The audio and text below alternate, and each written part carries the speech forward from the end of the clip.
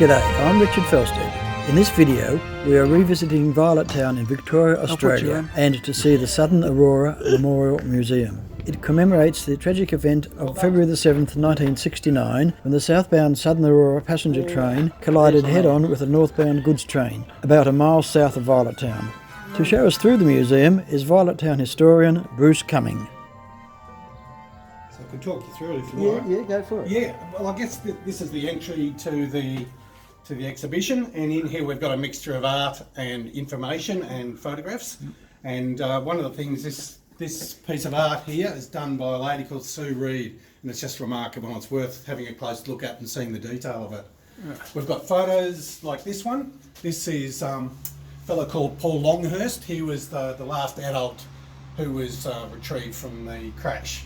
The very last person was a little girl, and her name's Heather. People might know about that story of the 6-year-old. And she knitted me this scarf and sent it to me a couple of weeks ago, which is just awesome. Good.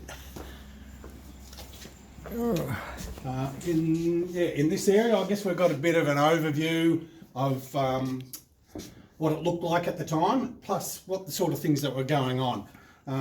We've mixed art and photos together in here because we think, for instance, this piece of work here is a bit of an indication of the sort of communications work that was going on at the time. It was quite remarkable.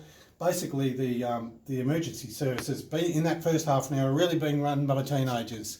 The girls on duty were 17, 18, 19, 20 at the manual switchboards in Violet Town, Euroa, and also the railway switchboards, and of course police and fire brigade, etc. So it was amazing. The people who were overnight on duty tended to be young people.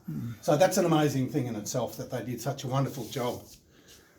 In this first area here, we've got a few photographs which show a bit of an overview of the sort of damage that was done.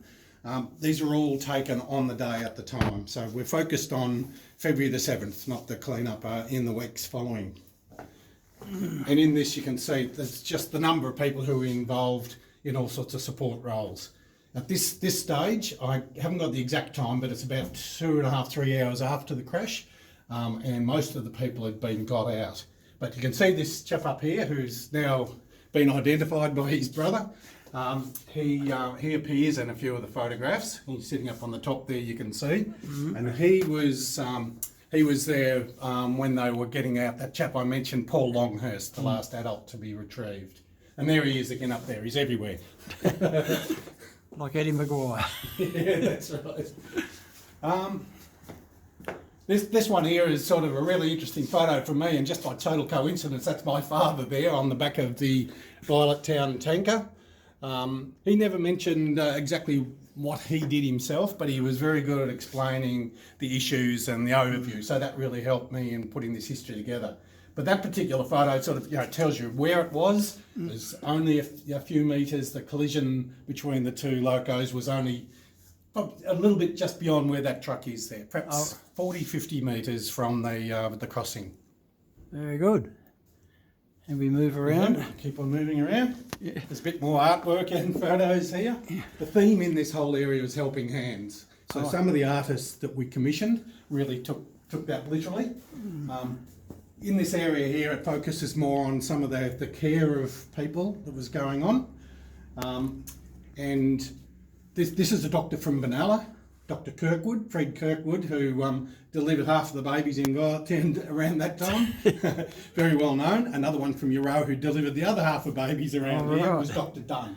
And he was the fellow who won the awards, the bravery awards for what he did in the train that day.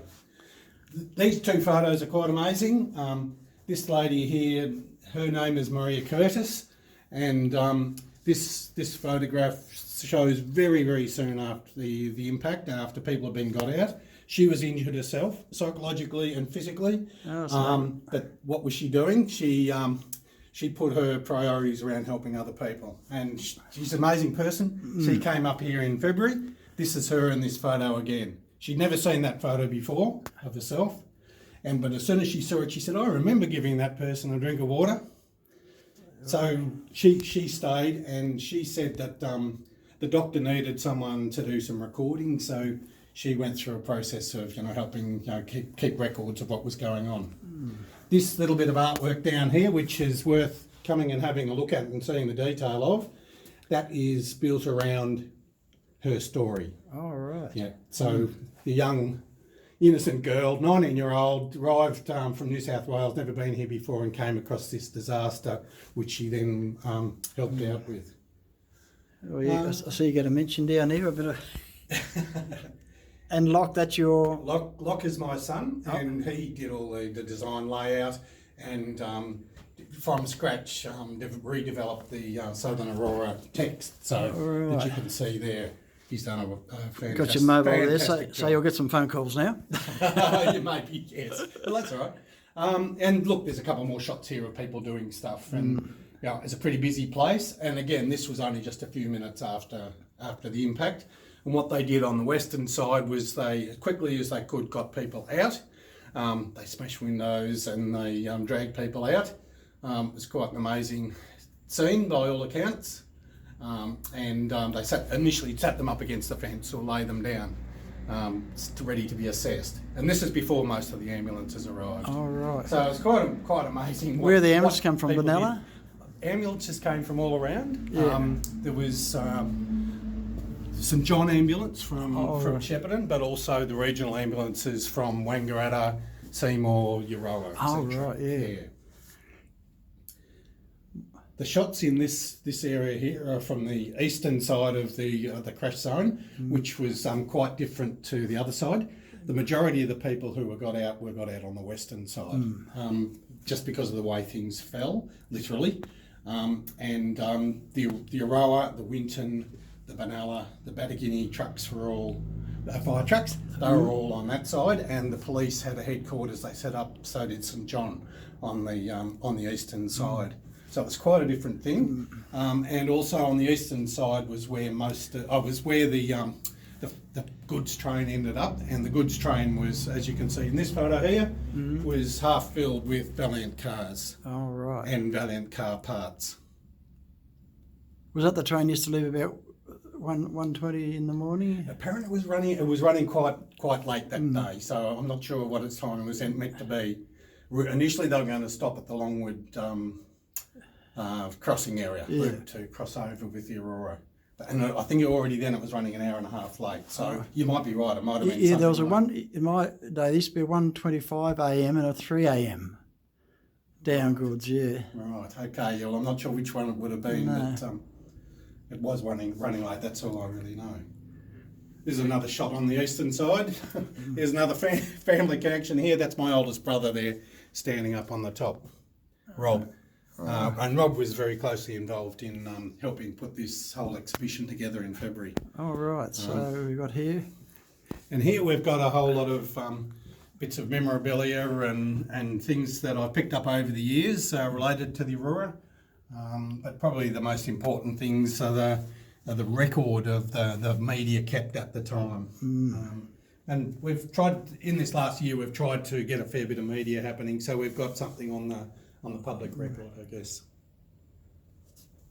And we're very happy to have this space given to us by the RSL for the year. It seems we've had it for 4 or 5 months, so that's been great. But what I might do, whether you want to do this in the same little story, Richard, but in here we've got a bit more artwork and photos, but in particular this is where the newspapers I had spread out at the exhibition, which covered about 10 tables. Oh, yeah. I've got them all sort of jammed together on one table at the moment until I can find a better way of displaying them. So this is photocopies, but also originals of a whole lot of the media coverage at the time. Very good. And this one here, this is it's a hospital newsletter, but this is of the little girl Heather. She's the one who was found at the end. And she made that scarf for you? Yeah, she made that scarf for me, which was just beautiful. She came down a few months ago, realised how cold it was compared to Townsville, and thought she might help me out, which was just beautiful. Yeah, so we put her up for a couple of days. Lovely person she is. But yeah, hers is a remarkable story of resilience. She lost her mother and she lost her sister in that crash, so it was a pretty tough time for her. Yeah. So Yeah, so she was in the Wangaratta Hospital, I think, for 3 months. All right. And in that time, she made a lot of friends with other patients, but also the nursing staff. They loved her. So she remembers a lot of these ladies, and we've made contact with a couple of those for her, which has just been beautiful. Very good. Yeah. Thank you very much, Lee. Yeah, absolute pleasure. Okay. Visit any time.